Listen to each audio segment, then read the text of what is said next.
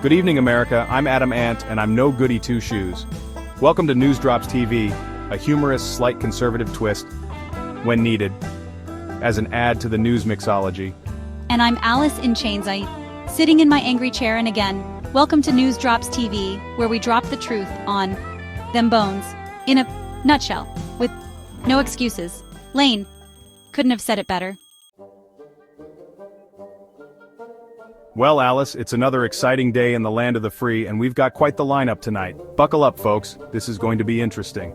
Our top story tonight, House Republicans are finally saying what we've all been thinking about activist judges.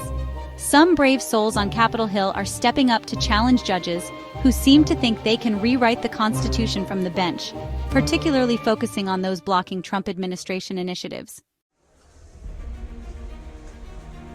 You know, Alice, it's fascinating how these judges suddenly discover new powers in the Constitution when it comes to blocking Trump administration initiatives. Representative Eli Crane from Arizona is leading the charge here, specifically targeting Judge Paul Engelmayer of the Southern District of New York. It's about time Republicans started displaying some pushback on political nonsense. They've been hiding under the stairs at the playground while the teenagers take over and destroy the yard. Mitch Jabba the Hutt McConnell proved to be anything but a strong, principled leader, even when his extension cord was plugged in. That's right, Adam. And it's not just Crane. Representative Andrew Clyde is going after another seemingly unscrupulous McConnell, this one being Judge McConnell in Rhode Island. And our favorite firebrand, Marjorie Taylor Greene, is promising accountability for judges who, in her words, try to stop the will of the people. The best part is how the Justice Department tried to argue that one of these orders could affect Treasury Secretary Bessent, only to have another judge say, actually no it doesn't. I mean, they can't even keep their judicial activism straight. That's what happens if you don't want to just stand on foundational truth but push to add your own spin, so everything gets tossed like a salad. Though I have to point out, getting a judge impeached is about as likely as finding a mainstream media outlet that actually reports the news without a bias. The last time Congress managed to remove a federal judge was back in 2010, and the last time a mainstream media outlet provided truthful, complete story, newscasting, was back in 1965.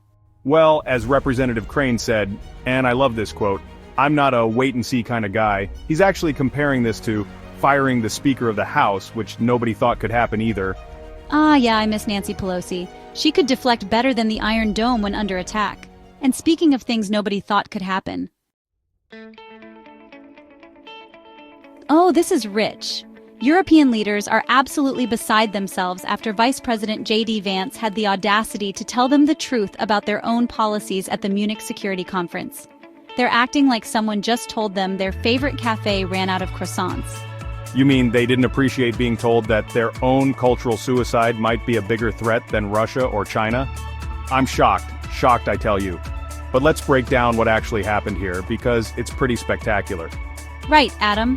Vance basically went to Munich, looked these European leaders in the eye, and said their biggest threat wasn't external but internal, their retreat from fundamental values. And then, just to really spice things up, he met with Germany's AfD party.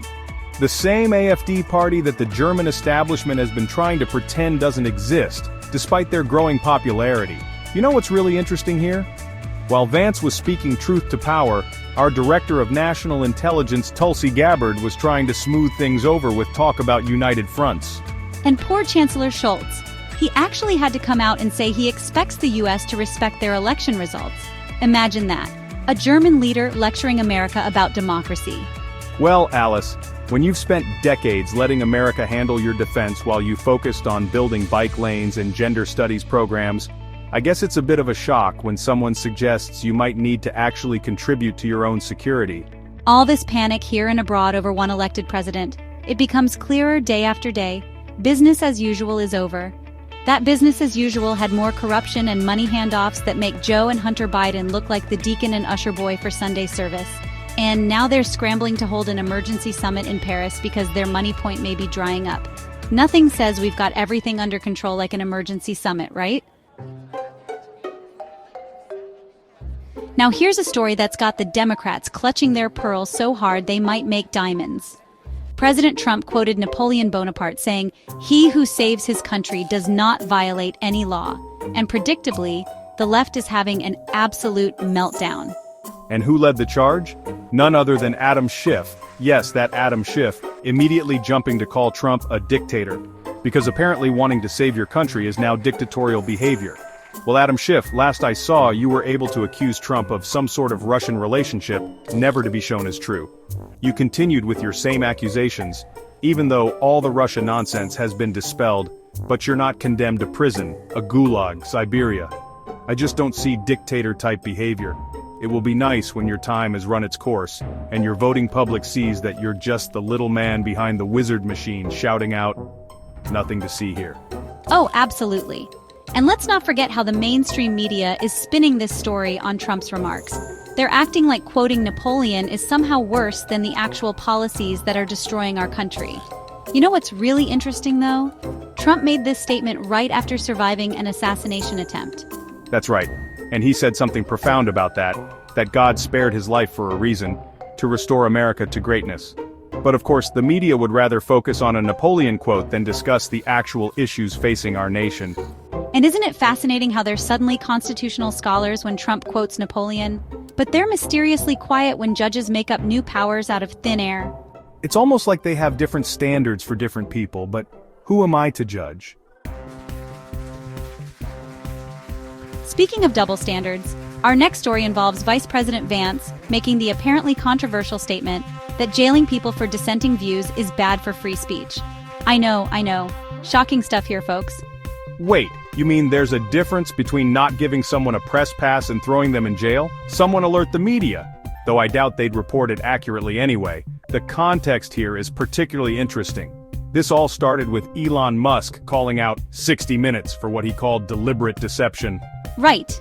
And then we had the usual suspects trying to equate everything with everything else. Mehdi Hassan tried to suggest that Vance was being hypocritical because the White House denied the AP access after they refused to use Trump's preferred name for the Gulf of Mexico. Ah yes, because being denied a press pass is exactly the same as being thrown in prison. I must have missed that day in civics class. Though I have to say, the AP did comply with renaming Denali back to Mount McKinley.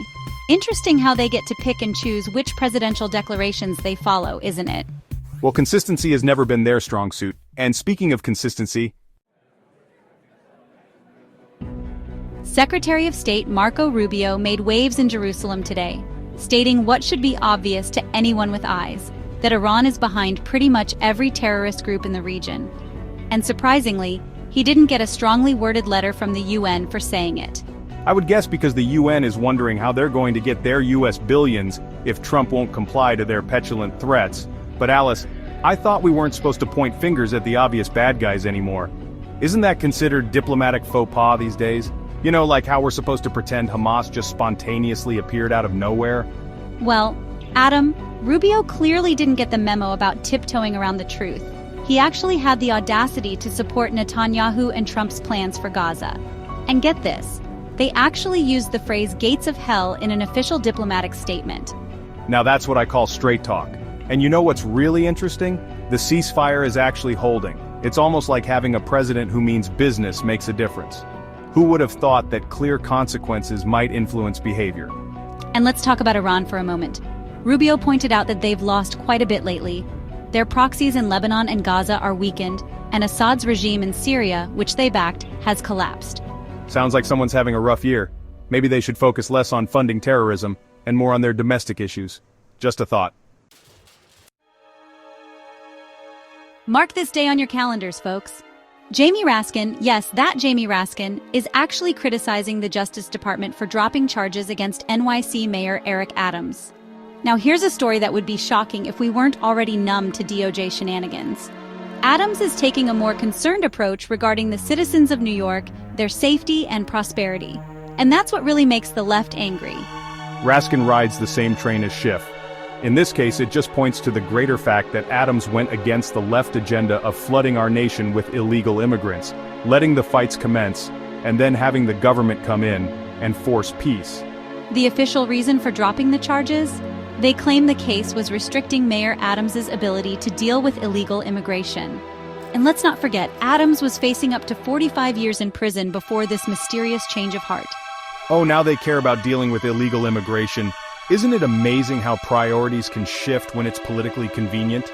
The best part? The acting head of the U.S. Attorney's Office in Manhattan actually resigned rather than file the motion to drop the charges. Now that's what I call a protest resignation. And Judge Dale Ho might not even accept the dismissal. Wouldn't that be something? The DOJ trying to drop charges, but the judge saying, not so fast. Funny how judicial activism doesn't seem to bother some people when it's working in their favor. In lighter news, unless you're a hockey player, a US-Canada hockey match turned into quite the showdown, with 3 fights in the first 9 seconds. That's got to be some kind of record for efficient conflict resolution. Now that's what I call efficient time management, Alice. The Tkachuk brothers and JT Miller didn't waste any time showing our northern neighbors how we do things south of the border. Though I hear the Canadian fans weren't too happy, they actually booed our national anthem. Booing our anthem? I thought Canadians were supposed to be nice.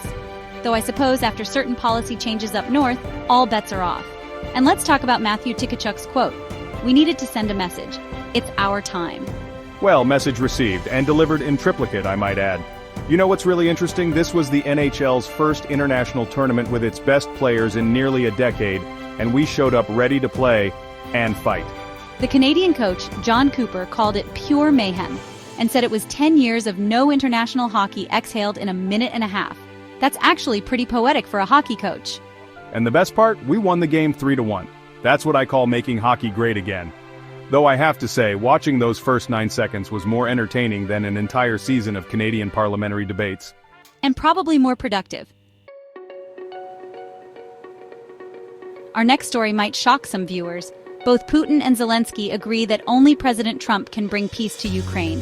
And no, this isn't from the Babylon Bee. This is actually happening. You mean the guy everyone said would start World War III is actually the one who can end this conflict? Who could have possibly seen that coming? Oh, right.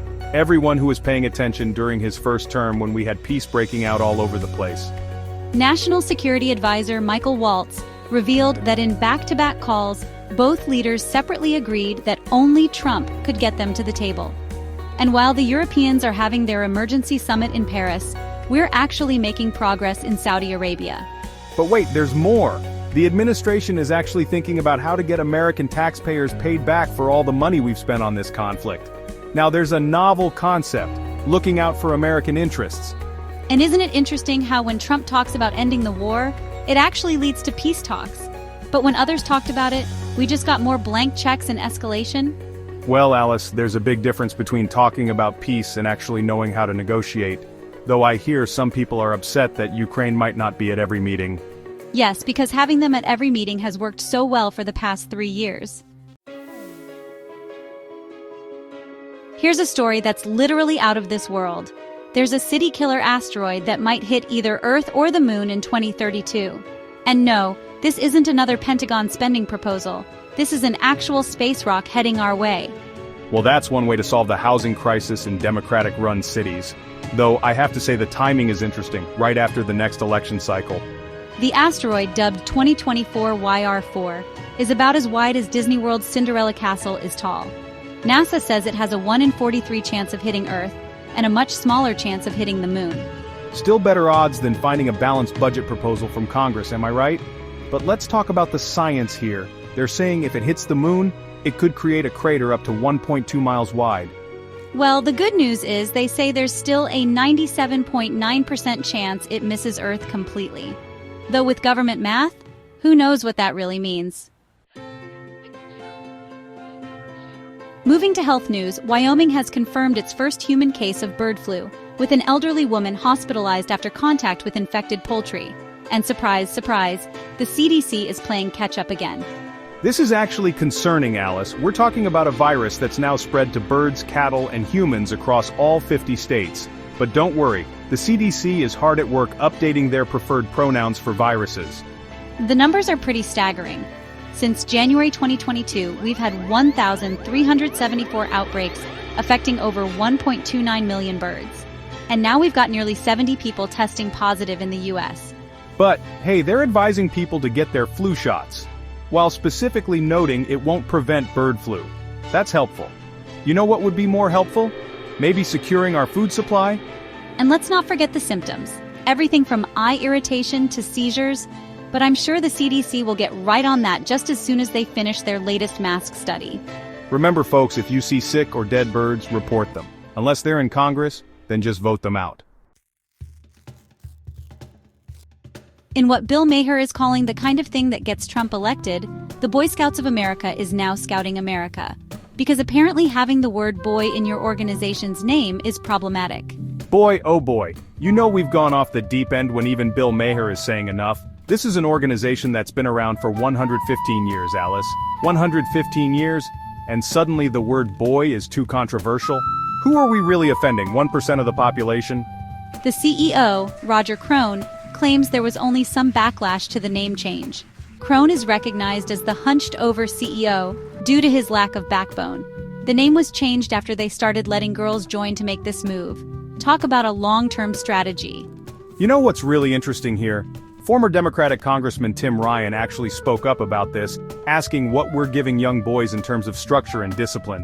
When you've lost Tim Ryan...